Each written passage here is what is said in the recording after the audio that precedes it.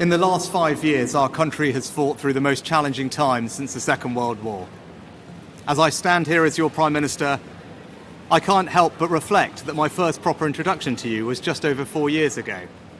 I stood behind one of the podiums, upstairs in the building behind me.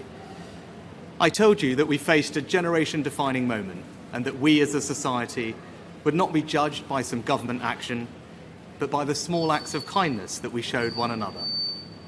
You met that challenge, and then some, and I have never been prouder to be British.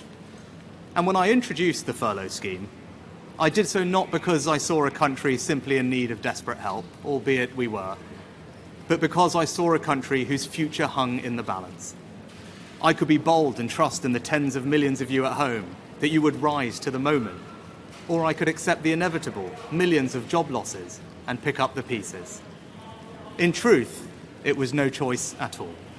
I have never and will never leave the people of this country to face the darkest of days alone, and you know that because you've seen it. As I did then, I will forever do everything in my power to provide you with the strongest possible protection I can. That is my promise to you. Because for so many of us, it's easy to forget the scale of what we've been through. We were hit by a pandemic that upended normal life. Who would have thought that the government would ever tell us how many times a day we could leave our homes? Then, just as we were recovering from COVID, war returned to Europe, with Putin's invasion of Ukraine sending your energy bills spiraling. I came to office, above all, to restore economic stability. Economic stability is the bedrock of any future success, whether that is rising wages and good jobs, investment in our public services, or the defence of the country.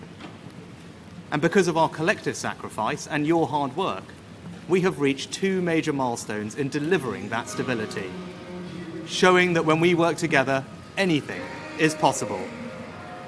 Our economy is now growing faster than anyone predicted, outpacing Germany, France, and the United States.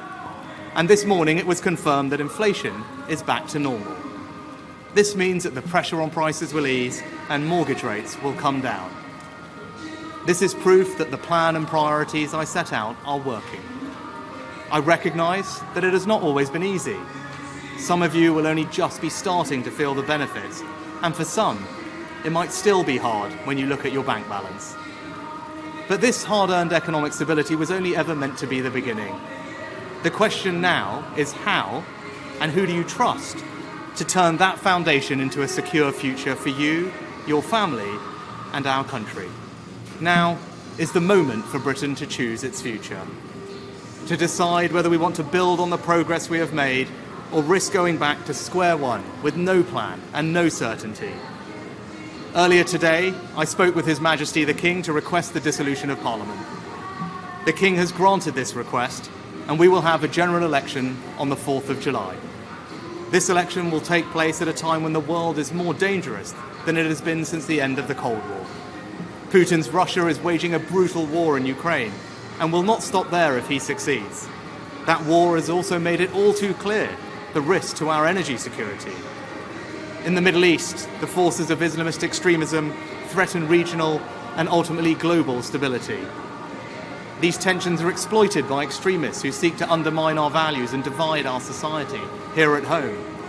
China is looking to dominate the 21st century by stealing a lead in technology.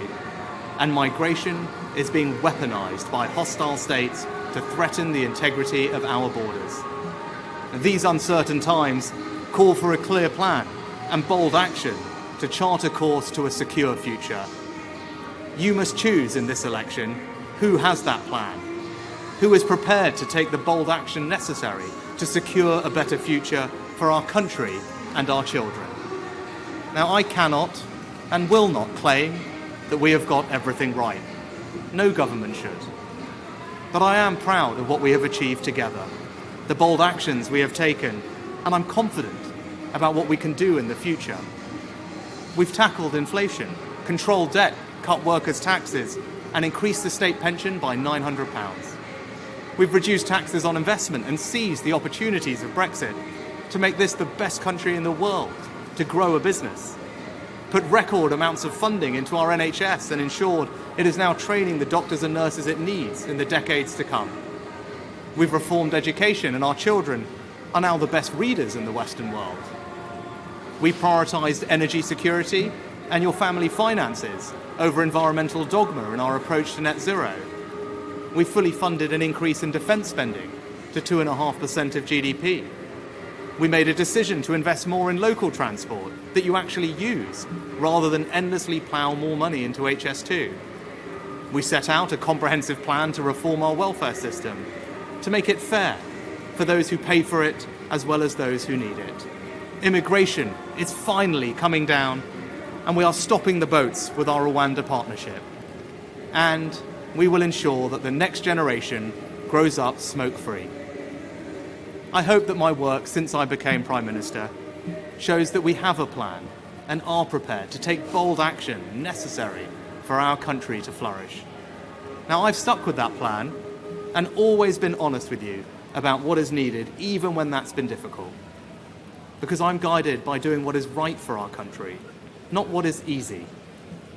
Now, I can't say the same thing for the Labour Party, because I don't know what they offer. And in truth, I don't think you know either. And that's because they have no plan. There is no bold action. And as a result, the future can only be uncertain with them. On the 5th of July, either Keir Starmer or I will be Prime Minister. He has shown time and time again that he will take the easy way out and do anything to get power. If he was happy to abandon all the promises he made to become Labour leader once he got the job, how can you know that he won't do exactly the same thing if he were to become Prime Minister? If you don't have the conviction to stick to anything you say, if you don't have the courage to tell people what you want to do, and if you don't have a plan, how can you possibly be trusted to lead our country, especially at this most uncertain of times?